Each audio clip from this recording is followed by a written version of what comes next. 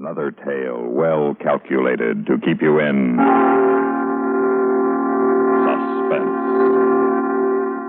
suspense. Is one way or another, as we bring you The Easy Victim, written especially for suspense by Harold Huber.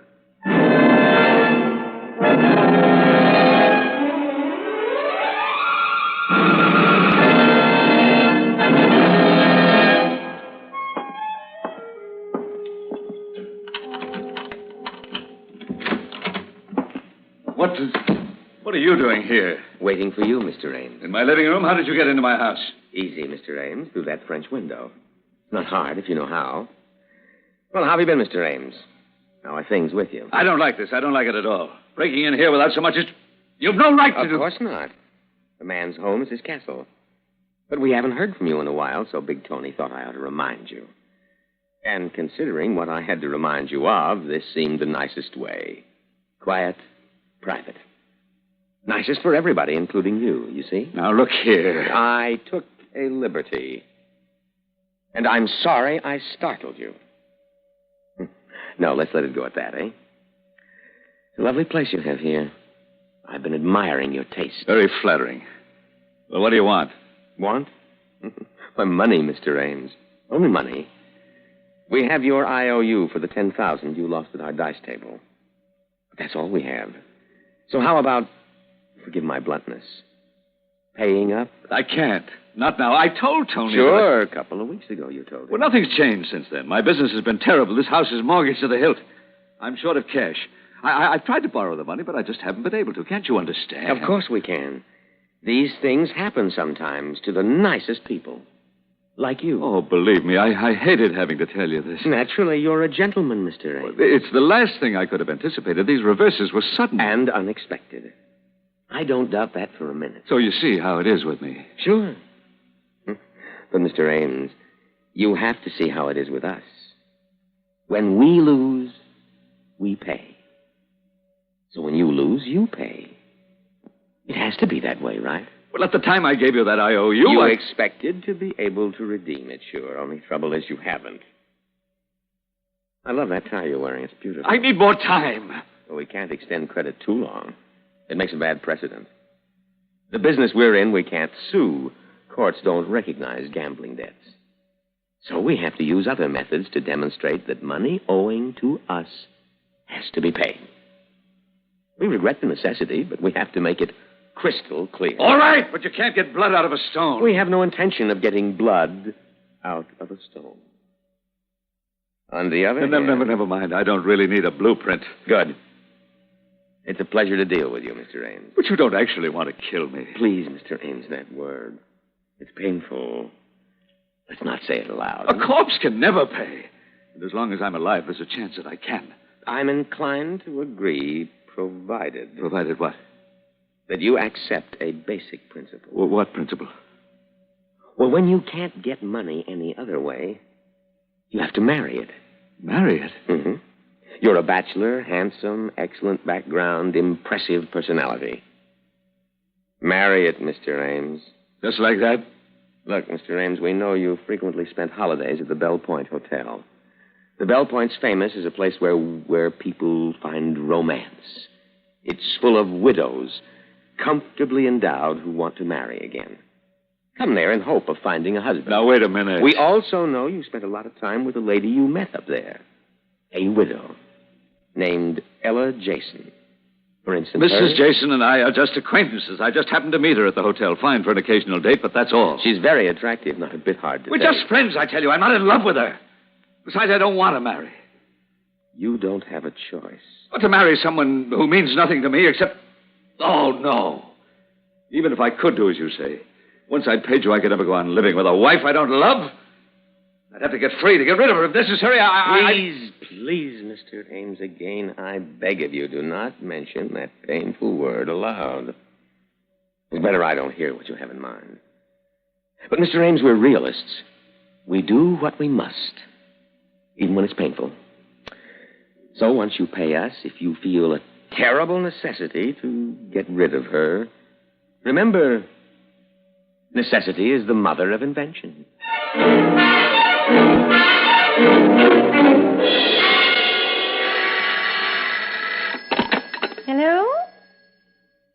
Bungalow D? This is Mrs. Jason. What?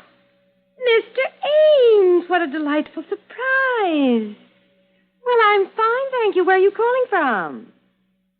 Here at the hotel? How wonderful.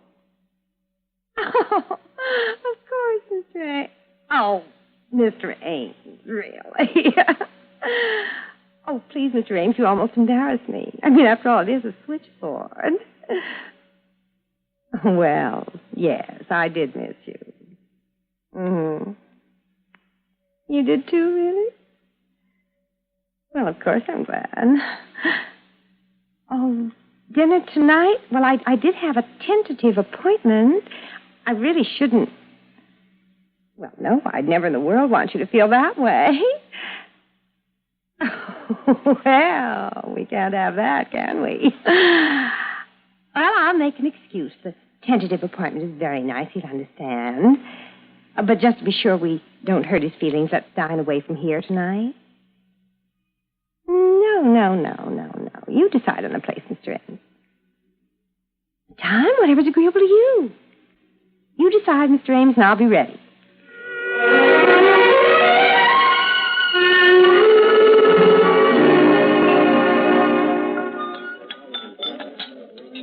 Dinner was delicious. I thank you so much, Mr. Ames. No, I thank you. You order so well, so expertly. Oh, you really think so? Oh, yes.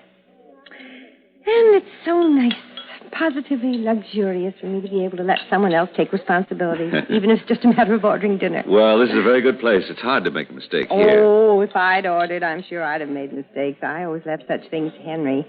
Henry was wonderful, so efficient. I simply relied upon him for everything. Your husband? Yes, my husband. He used to tease me, very, very gently, because I was so dependent, making any kind of decision flusters me. Must seem silly to a man like you. You're so poised, so obviously competent, like Henry. In fact, in many ways, you remind me of him.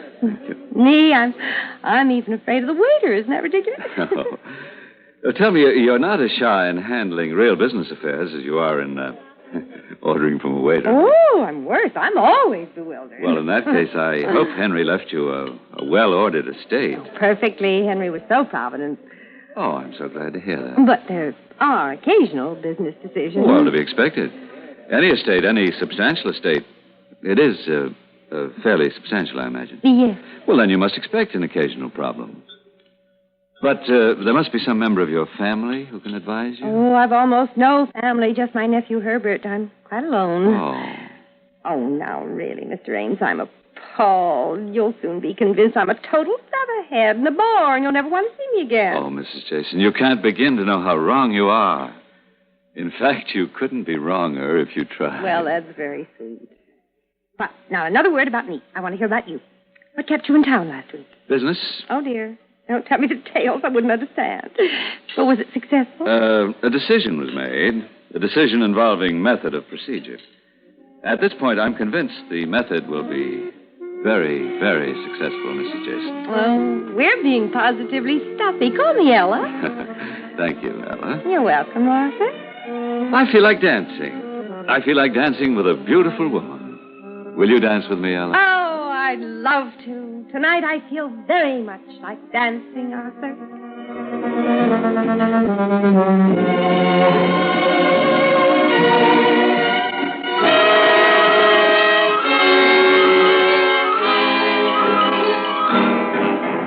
And I say that you are making a mistake, Aunt Ella, a bad mistake. You're going into this without... But you don't know what you're saying. I assure you I am not a child. I know what I'm doing. No, you don't know enough about him. I know all I need to know, Now, Herbert. look, ever since you phoned me, I have been worried. Would I have rushed here to the hotel? Would I interfere like this if I weren't convinced that you've been hasty? I'm sure you mean well, Herbert, but you're very young. Bear in mind, I am 10 years older than you, and I am not altogether without experience Look, here. I understand, but I have been doing some research on Mr. Ames. Research? You sound so businesslike. No, please, dear. please. All right, it's charming. You are so young. Would you listen to me? I found out things that you should Now, know. Herbert, that will do. You couldn't have found out anything of real importance that I don't know. A woman's instinct, Herbert. In a matter like this, trust a woman's instincts. But I prefer facts. Arthur Ames and I will be married tomorrow. That is a fact. And you'll see, dear, everything will be perfect. Aunt Ella, I'm surprised at you. You can't afford to be wrong in a marriage. And I'm not. So if you'll For excuse all me... you know, if he's what I think he is, he may be dangerous to you. Dangerous to me? Oh, Herbert, my dear, dangerous. Really. Really, darling, that is funny. That is positively funny.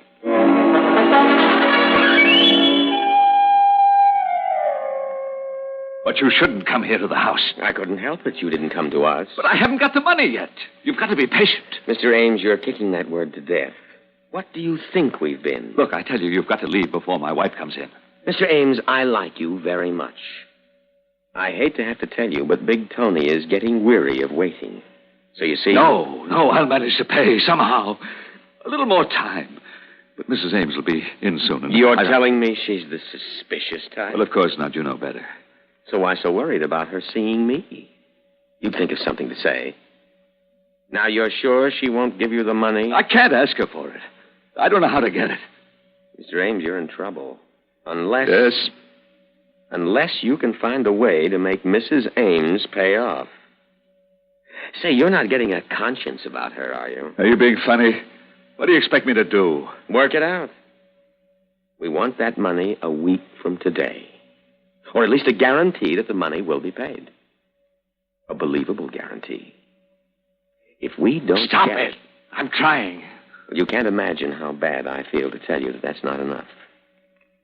Think, Mr. Ames, think. Find a way. You can't just try. You have to succeed. And I mean have to.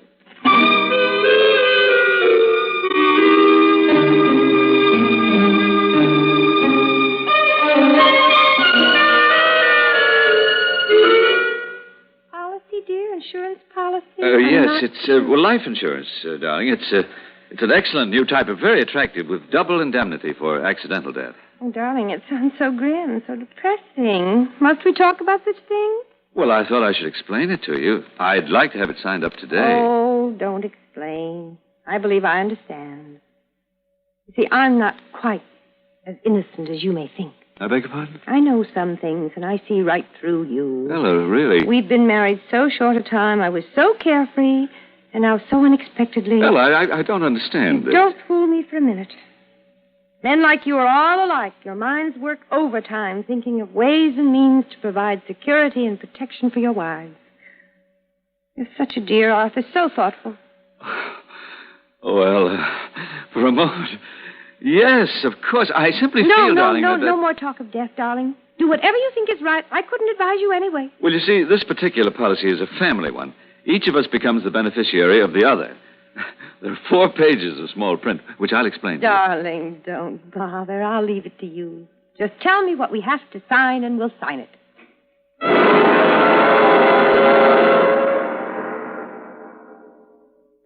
In just a moment, we will return for the second act of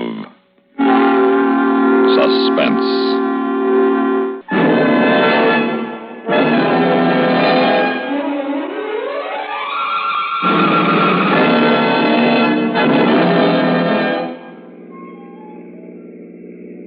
No, dear, I've never been on top of Mount High Point. Oh, it's a magnificent view. You'll love it. How high is it? Oh, a couple of 1,000 feet.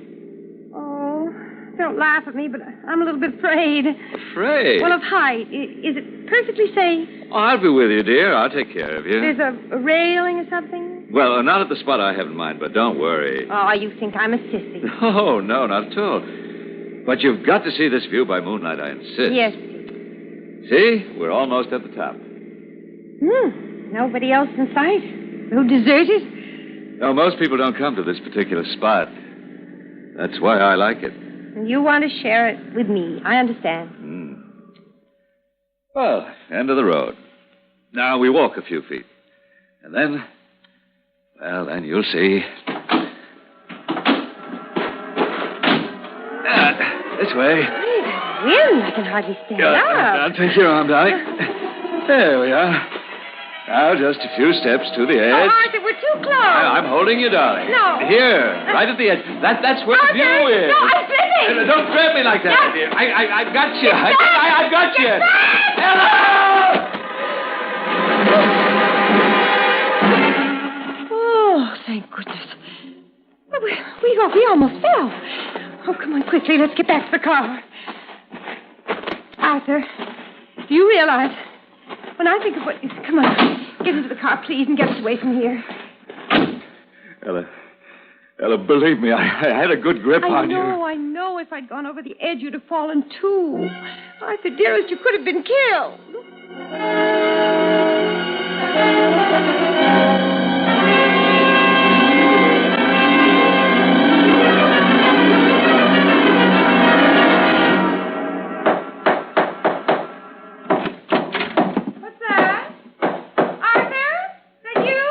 Yes, darling. Such a rocket, dear.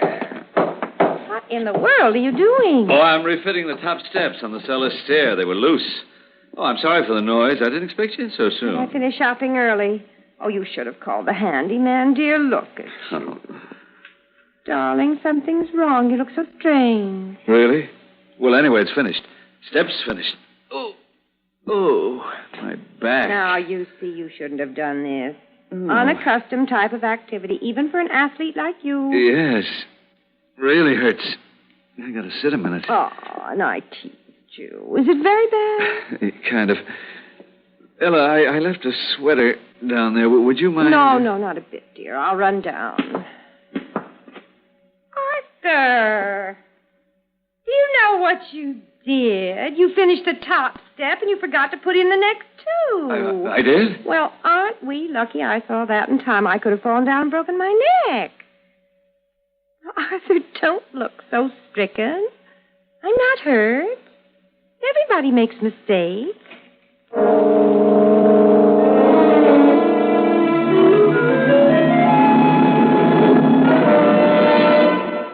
In a moment, we will return for the third act of Suspense.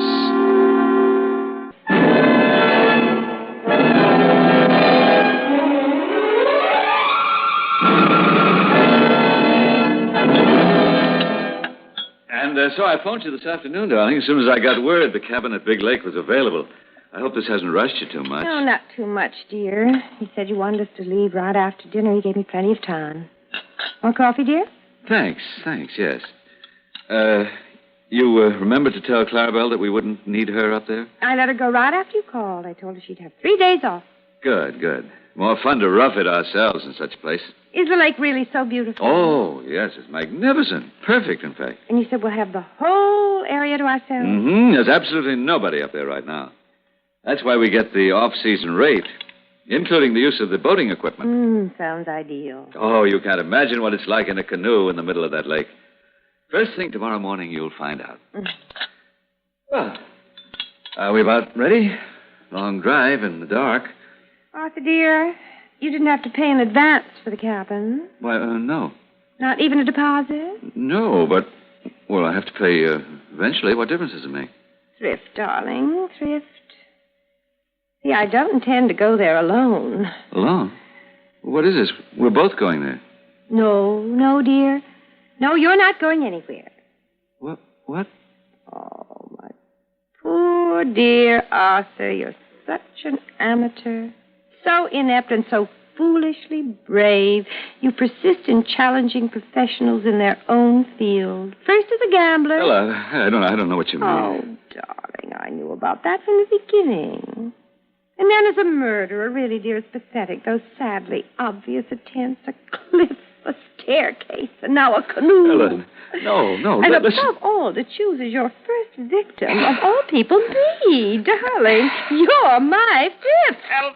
Ella, what are you saying? Inevitable policy. Both of us insured. Don't you see? I knew I could count on you for that. Ella, stop this. Stop it. Oh, don't try to get not anymore. Not after drinking that coffee I prepared so carefully for you. It's too late. Henry couldn't get up, and before him Clarence, and before him William, etc., dear, you see? kill you. Nonsense, dear, and you never could have. Just to think my nephew Herbert, who should by this time have known better, thought you were a mistake. You monster! Sir, that's not like you. Why, it's almost rude. You know I've no head for business, and a lady must live.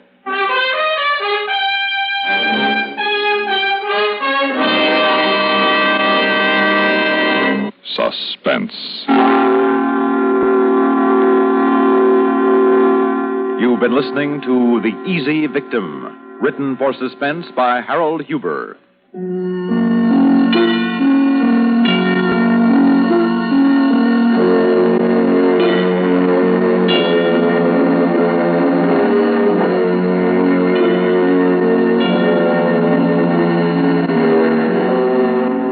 Heard in tonight's story were Elspeth Eric as Ella, Paul McGrath as Art, Bob Reddick as Herbert, and Leon Janney as Don. Produced and directed by Paul Roberts.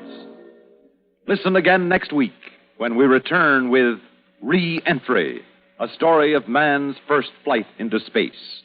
Another tale well calculated to keep you in Suspense. On CBS Radio. You've been listening to the OTR Gold Network. Find more classic radio at otrgold.com.